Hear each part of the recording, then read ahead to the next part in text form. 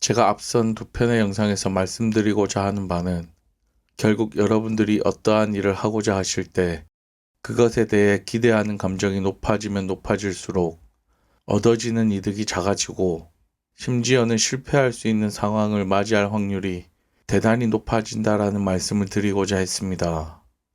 그리하여 여러분들은 기대감이 아예 없이 세상에 나오는 것과 기대감을 가지고 세상에 나오는 것이 전혀 다른 결과를 여러분들에게 선사할 것이라고 저는 감히 생각하는 바입니다.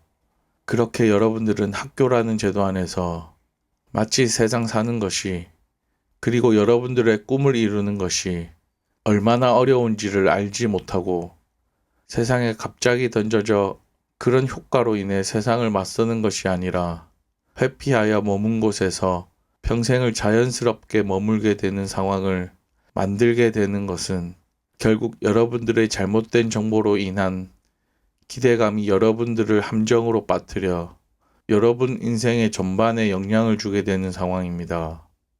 그렇기에 여러분들은 그 기대감을 얻지 않기 위해 노력해야 합니다. 그리고 여러분들의 자녀들도 기대감을 얻지 않기 위해 노력해야 합니다. 그래서 여러분들이 얻을 수 있는 모든 정보를 끊어내고 기대감을 최대한 낮춘 후 세상에 던져지는 것이 여러분들의 원대한 포부를 이룰 수 있는 가장 좋은 방법이라고 최소한 저는 생각합니다. 대형남자였습니다. 저의 이야기가 납득이 되는 이야기인가요? 아니면 전혀 납득되지 않는 이야기인가요? 아마 대부분 여러분들은 제가 앞서 이야기한 내용에 납득을 하지 못할 것이라고 생각합니다. 결국 뭐가 중요한 것인지 여러분들에게 알려드리는 것이 중요하다 판단해 일부러 저의 생각과는 다른 쪽으로 마무리 지어 제가 이야기하고자 하는 말을 이해시키고자 했습니다. 제가 앞선 이야기를 꺼낸 이유는 결국 여러분들이 가지고 있는 재능을 스스로 파악하지 못하고 되는지 안 되는지도 모르는 상황을 겪게 되고 자연스럽게 눈앞에 가정을 꾸리고 행복한 인생을 살고자 하는 생각으로 자연스럽게 변하는 것에 대한 이유가 있다라는 것을 여러분들에게 알려드리고자 앞선 두 편의 영상을 만들었습니다. 그리고 이번 편을 기획하게 된 이유는 그러니까 기대감을 가지고 살라는 것인가 기대감 없이 살라는 것인가라는 이야기를 하고자 합니다. 기대감에 대한 이야기는 결국 현실에서 정보를 접하는 것을 피할 수 있는 방법은 없고 여러분들이 시간이 지나서 여러분들의 후대에 접어들더라도 결국 기대감으로 인한 도피처를 찾는 일이 더 빈번해질 것이라고 저는 판단합니다. 그렇게 되면 우리나라 전반적으로 기업을 만드는 일에 점점 소홀해지게 될 것이고 그렇게 되면 기존의 대기업들과 자리를 잡고 있는 기업들의 경쟁이 점점 줄어들게 되어 그 와중에 자리를 잡지 못한 기업들은 여러 가지 이유로 인해 점점 망가지는 수순을 걷게 될 것입니다. 그렇게 되면 독점을 싫어하는 여러분들이 스스로 독점적인 기업의 지위를 돈독하게 만들게 되는 점점 이질적인 환경으로 대한민국은 변화하게 될 것입니다. 더더욱 이러한 내용에 귀 기울여 주셔야 하는 이유는 이는 우리나라뿐만 아니라 전 세계 전반적으로 영향을 끼치게 되는 일이 될 것이라고 저는 생각하는 바입니다. 제 스스로는 대단히 심각한 사회 현상이라 판단하는 중이지만 대부분의 사람들은 미미하다 판단하는 착오와 자연스러운 굴레에 갇혀 전혀 인식하지 못하고 있는 상황을 마주한 저는 대단히 두려움을 느끼고 있습니다.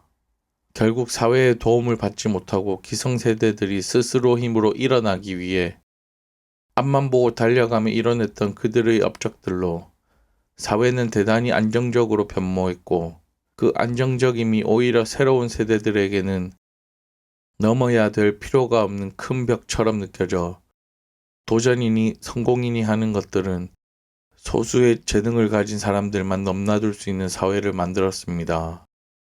이는 기성세대의 시선으로 보면 안정, 청년들의 시선으로 보면 벽이라는 같은 현상을 전혀 다르게 느껴지게 만들었고 이것이 지금에 이르러서는 기성세대와 청년들의 단절이라는 사회 현상으로 뚜렷하게 보이기 시작하는 시점이 되었습니다. 기성세대에서는 당연히 이해하기 힘든 청년들의 투정입니다. 자신들은 사회에서 아무것도 받지 못했던 세대였으니 기성세대의 눈에는 청년세대의 모습이 나태함으로 비춰질 수 있고 나약함으로도 비춰질 수 있습니다. 반대로 청년세대의 눈에는 사회에서 아무것도 받지 못한 것이 아니라 그들이 노력하면 노력하는 만큼 성취할 수 있는 사회라는 인식이 생기게 됩니다. 자신들의 기대감을 충족해 줄 수 없는 사회이고 자신들은 기성세대보다 많은 것을 누리고 배웠던 세대라는 것을 누구보다 스스로가 잘 알지만 그때 당시의 사람들보다 얻어내는 것이 부족해지고 있다는 것을 알기에 점점 그들이 청년 세대를 제대로 이해하지 못한 조언을 한다고 생각하고 그들의 목소리를 잔소리로, 그들의 시선을 눈초리로, 그들의 지혜를 지식으로 받아들이며 점점 기성세대들과 소통을 단절하고 있습니다. 기성세대들은 과거 환경에 주는 강압적인 결핍에 사로잡혀 굳이 따지자면 스스로의 의지가 아닌 환경이 주는 의지정조로 이야기할 수 있는 부분이 어느 정도 있습니다. 청년 세대들은 결핍이 어느 정도 사라졌고 본인을 움직일 외부 원동력을 찾기보단 내부적인 원동력을 찾아야 하는 단계로 접어들었음을 알아야 합니다. 결핍에 의한 행동이나 스스로의 판단에 의한 행동이나 결국 이뤄낼 수 있는 결과는 분명 대소동의한 부분이 있어 헷갈릴 수 있다 생각합니다만 결핍에 의한 행동은 결국 시간이 지나서 사회나 환경이 개선되고 발전되면 분명 그 한계가 명확한 부분이 있습니다. 그렇게 과거 경험은 더 이상 후대에게 도움을 줄 수 없고 이제는 청년 세대의 몫으로 고스란히 남아있는 부분이 있습니다. 어떻게 보면 지금 청년 세대들은 이제 앞으로 후대들에게 전해줄 지혜를 쌓는 첫 번째 세대가 될 것이라고 생각합니다.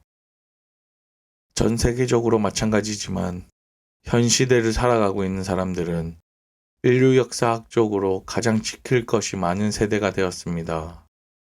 그리고 앞선 영상에서 말씀드렸다시피 그것을 지킬 수 있는 방법을 고민하고 만들어내고 경험치를 쌓아 지금 인류가 가지고 있는 것을 온전히 사용하는 사용 방법을 익히고 후대에 전달해야 한다는 필요성에 대해 서서히 알아야 할 시점이라고 생각합니다. 대형남자였습니다.